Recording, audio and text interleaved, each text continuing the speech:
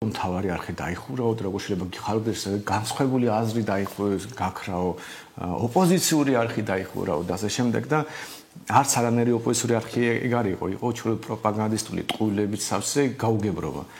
და მოგიყვებით, აი პრინციპს მოგიყვებით, როგორ არის აწყობილი ჩვენი მედია. ყველა მედიას რაღაც პოლიტიკური მიზანი აქვს. ზოგი ჟურნალისტი და მედია მენეჯერი ამას ღიად აცხადებს. აი მაგალითად შალვა რამიშვილი რომ ამბობს, რომ მე ვარ ქართული ოცნების რაღაც მცველი და ასე შემდეგ ვებძვი ამ ნაცებს. აი ძალიან გასაგები პოზიცია და არ მალავს ადამიანი და ამიტომაც ამ კუთხით ის ბევრად უკეთესია ვიდრე პირობითი გვარამია, ან არაპირობითი კონკრეტული გვარამია, იმიტომ რომ აქეთ ხარეს ვიღაც ხალხია, ვინც ამბობს, რომ იცით რა, ჩვენ კრიტიკული მედია. აი როგორ არის ზოგადად და ჩვენ კონკრეტულ მაგალითს მოვიყვებით, როგორ ვართ დაბლოკილი მედიებში და რა პრინციპით. ზოგადად მედიებს აქვს სხვადასხვა დაბლოკვის იერარქია.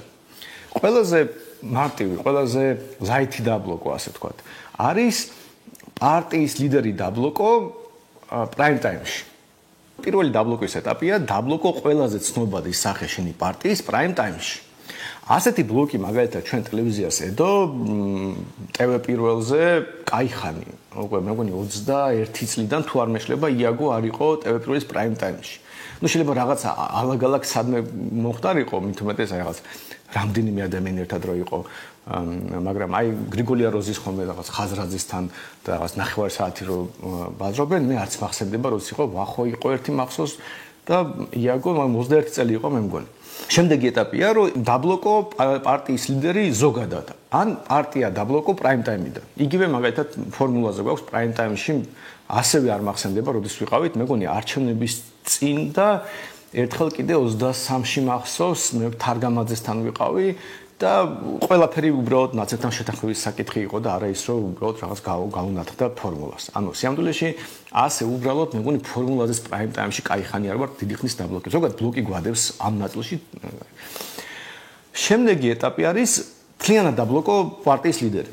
ეს მაგალითად იმედზე დავიბლოკეთ ასე 22 აგვისტოდან იაგო დაიბლოკა და არ არის იმის შემდეგ საერთოდ იმედზე მე მგონი არ ყოფილა არც ერთხელ. ეს შემდეგი ეტაპი, ანუ ყველაზე ცნობად სახეს ბლოკავ, ჯერ პრაიმ ტაიმიდან, მერე შეიძლება თლიანად დაბლოკო. ასევე შეიძლება მაგალითად იაგოს შემთხვევაში იმედი არც კი წერს, ხო? ანუ ჩაწერაც კი დაბლოკილია, რომ შემთხვევით სადმე იაგოს კომენტარი არ გავიდეს. შემდეგი ეტაპი ამ დაბლოკვის არის, ასე ვთქვათ, ნაკლებად ცნობადი სახეების დაბლოკვა. რო აი ვთქვათ, აი იგივე იმედზე, მიუხედავად იაგო დაბლოკილი იყო, ვახოც უკვე ვახოს ახაც არ პატიჟებდნენ, მე და საბო, კაიხანი ალბათ 9 წელზე მეტი, ოღონდ მეორე ეშელონის ეთერებში, არა პრაიმ ტაიმში, არამედ აი დღისით 5-ის 9 თუ 6-ის 9-ზე ეთერებში, კვირაში ერთხელ ან მე, ან ჰერმანი ასე ვიყავით ხოლმე რა, რაღაც ჩოლებრივი ის იყო რა, იმედის ერთი ეთერი კვირაში დაახლოებით ქონდა 23 წლის გაზაფხულამდე. 23 წლის გაზაფხულზე ეს დაიბლოკა. ანუ შემდეგი ეტაპი, ანუ ხვდებით, ანუ რაღაც სხვადასხვა ტიპის ბლოკია, რომ აი ცოტათი ხელი შეუშალო, ყველაზე ცნობადი სახე გადამალო, კარგად გადამალო და ასე შემდეგ. და საბოლოო ჯამში აი ყველაზე, მაგრამ მიუხედავად ამისა, როგორც ახლა მაგალითად იმედი მიუხედავად იმისა, რომ დიდი ხანი აქვს, ანუ 23 წლის გაზაფხულიდან ეთერებში აღარ ყოფილვართ, ანუ ფაქტობრივად დაბლოკილი ვართ. პერიოდულად შეიძლება ჟურნალისტი მოვიდეს და რაღაცაზე ჩაგწეროს. ანუ სადღაც ნიუსში შენ შეიძლება გამოჩნდე. გასაგებია ისეთ თემაზე და ისეთ საკითხზე, რომელიც იმედს აინტერესებს, მაგრამ ნუ ჩემი რა პრობლემაა პირიქით, რაც უფრო მეც გამომაჩენენ ყველაზე რეიტინგულ ტელევიზიაში, მით უკეთესი, მაგრამ რაც არ უნდა იყოს, ასე ვთქვათ, სუბოლო ეტაპი, ყველაზე დაბალი დონის გაშუქება არის, რომ პერიოდულად ჩვენთან მოდის ჟურნალისტი და რაღაცაზე წერს. ხო და აი მთავარზე ესეც არ იყო. ანუ მთავარზე იმედის დონის ბლოკიც კი არ იყო, იმიტომ უფრო, ანუ როცა პარლამენტში მაგალითად ბრიფინგი იყო, აი ხო ჟურნალისტები დგანან, წერენ, იქ ყველა წერს. შეიძლება არ გამოიყენონ, არ გაუშვან ეს რაღაც კონკრეტული შენი პასუხი რაღაც კითხვაზე, მაგრამ უბრალოდ ყველა მიკროფონი და ეს თავარი ჟურნალისტი მოდიოდა და ეს მიკროფონი მიქონდა. ანუ უბრალოდ როცა ვეწერებოდით, აი რაღაც ტრიბუნასავით დგას, იქ არის მიკროფონები და თავად ჟურნალისტი მოვიდოდა და წაიღებდა მიკროფონს, მე და ნიაგო ამ ვიღაც თუ დავდგებოდით. ასეთი, ანუ თავარის აი ბლოკსაც ვერ დაუძახები. იყო აი აბსოლუტურად რომ აი არსად არ ჩანდეს შემთხვევით რო არ გაი მაგათად იგივე აი მზია ამაღლებელზე ამბობენ იგივე ნეტგაზეთი და აი იგივე იყო რომ ჩვენ არ ვიძებდებოდით სერჩი არ ვიძებდებოდით მეგონი ვიღაცა რამდენიმე თვის წინ ვიღაცამ ჩატში მოიწერა ჩვენთან რომ რაღაცა გვახსენეს და როგორც იქნა ნეტგაზეთზე გირჩი გაჩნდა თუ რაღაცა ისეთი იყო. არის რაღაცა ისეთი მედია ჩვენი ჰეითერების აი მებრძოლი ჩვენ რო გვებრძვის და ვერ გვიტანენ და უბრალოდ აი ზიზღით სავსე ხალხია და მთავარი ამათი ასე ვთქვათ ლიდერი იყო უბრალოდ ისტორიულად არა რაღაცა სპეციფიკურად დღეს არ დაწყებულა ეს გვებრძოდნენ. ამიტომ ჩვენთვის თავარი არც არასდროს გახსნილა ანუ ზოგადად სუდახურული იყო. არათუ დახურული იყო ჩვენთვის ის იყო არხი რომელიც ჩვენ აი ნაგლად ტყუილებს ავცელებდა ფეიკებს ავცელებდა აი უბრალოდ ჩვენი დამოკიდებულება რო გაიგოთ თავარი სახე და რა არის თავარი არხი გასაგებია ბევრმა ისაც იცის ვინ არის გვარამენ რაღაც მაგრამ უბრალოდ აი როგორ თანაარსებობდით ამ ვითომ ჟურნალისტებთან ერთხელ მახსოვს პარლამენტის ხდომა ჩვეულებრივი რაღაც კანონები განიხილებოდა და მეორე დღის მეორე ნახევარში უნდა დაწყებულიყო მოსამართლეების არჩევა და რადგან ჩვენ ამ პროცესში არ ვიღებთ მონაწილეობას წავედით ოფისში და თავარ არხზე იწყება სიუჟეტი რომ ქართულ ოცნებას არ ყავდა დეპუტატები ვერ ირჩევდნენ მოსამართლეებს ქორუმი უვარდებოდათ რეჟიმი ინგრეოდა და ამ მომენტში გაჩნდა გირჩი მოვიდა დარბაზში შეუქმნა ქორუმი კოცებს და კოცებმა ეს მოსამართლეები გირჩის დახმარებით აერჩიეს. და ღმერთო ჩემო უყურებთ აი აქვს ხედავთ აი მაშინ ოფისი ქონდა ამ კედელზე კიდეა ტელევიზორი აქვს ხედავთ ჩვენ ვუყურებთ ამ ტელევიზორში რომ თურმე ჩვენ ახლა ვიყავები დარბაზში და რაღაც ღილაკებს ვაჭერთ.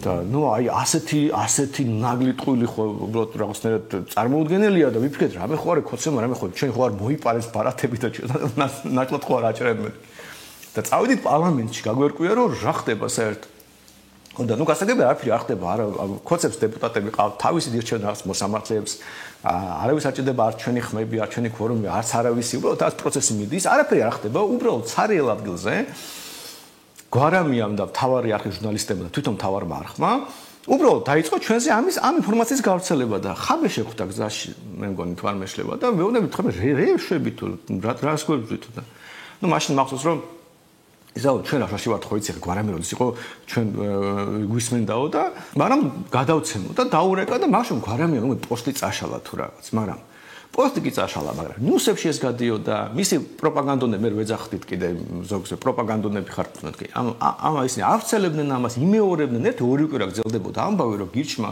შეუქმნა ქორუმი კოცებს და მხოლოდ ამიტომ გადარჩა ეს სასამართლოს კლანი და ქართული ოცნება რომ თორე ისე ვერ აირჩევდნენ აი ესეთი ამბავი ეს მოდი ერთი მაგალითი ტიპების რომლებიც აი არათუ თქვა დამახინჯებულ ინფორმაციას გაძლევენ აი მაგალითად შეიძლება რომელიღაც არხმა დაჭრას რაღაც შენი კომენტარი ისე რომ შენ არ მოგეწონება მაგრამ მინიმუმ ნათქვამი მაინც გექნება ეს სიტყვი რომ კი ეს სიტყვები ნათქვამი მაქვს უბრალოდ აი ცუდად დაჭრეს რა აი შეიძლება ჩემს საწინააღმდეგოდაც დაჭრეს მაგრამ ნუ რას იზამ თქვი კაც ხო ეს ხო თქვი შეიძლება ცუდად მოიქცეს ნათქვამი აქვს ეს იყო არხი რომელიც აი უბრალოდ ცინიკურად უბრალოდ ცარიალდზე ტყუილს მოიგონებდა და გაავრცელებდა და ბედნიერი იყო ამით არსებობდნენ ანუ ფაქტობრივად ქმნიდნენ პარალელურ რეალობას რომელშიც საერთოდ მნიშვნელობა არ იყო ასეთი ხარ ისეთი ხარ კარგი ხარ სული ხარ აი ისეთი იქნებოდა რომელიც გვარამიას გაუსწორდებოდა და ამიტომ შენ თუ რაღაც გვარამი იმის ხასიათზე იყო რომ დაებრალებინა გირჩისთვის რაღაც კოცებისთვის რაღაც ხელშეწყობა რომს ამ მომენტში ყველა გირჩელი პოლიტიკოსი მკვდარი ყოფილიყო იტყოდა რომ არა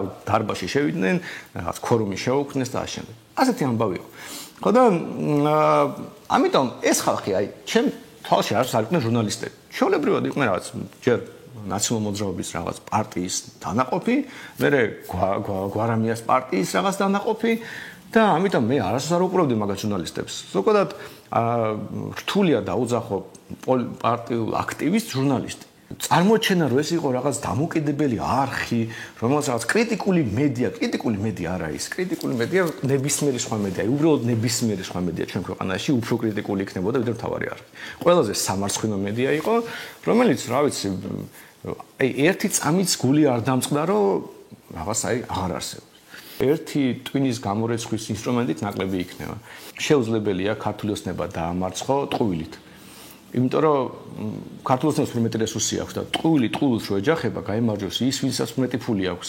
და ქართულოსნებს მეტი ფული აქვს, მეტი ადმინისტრაციული რესურსი აქვს, ამიტომ მისი ტყუილი ბევრად უფრო ეფექტიანად მუშაობს, ვიდრე შენი, იმიტომ რომ 10-ჯერ ნაკლები რესურსი გაქვს. ამიტომ ერთ-ერთი რესურსი მართლა დაამარცხო ქართულოსნებმა, არის სიმართლე ელაპარაკო.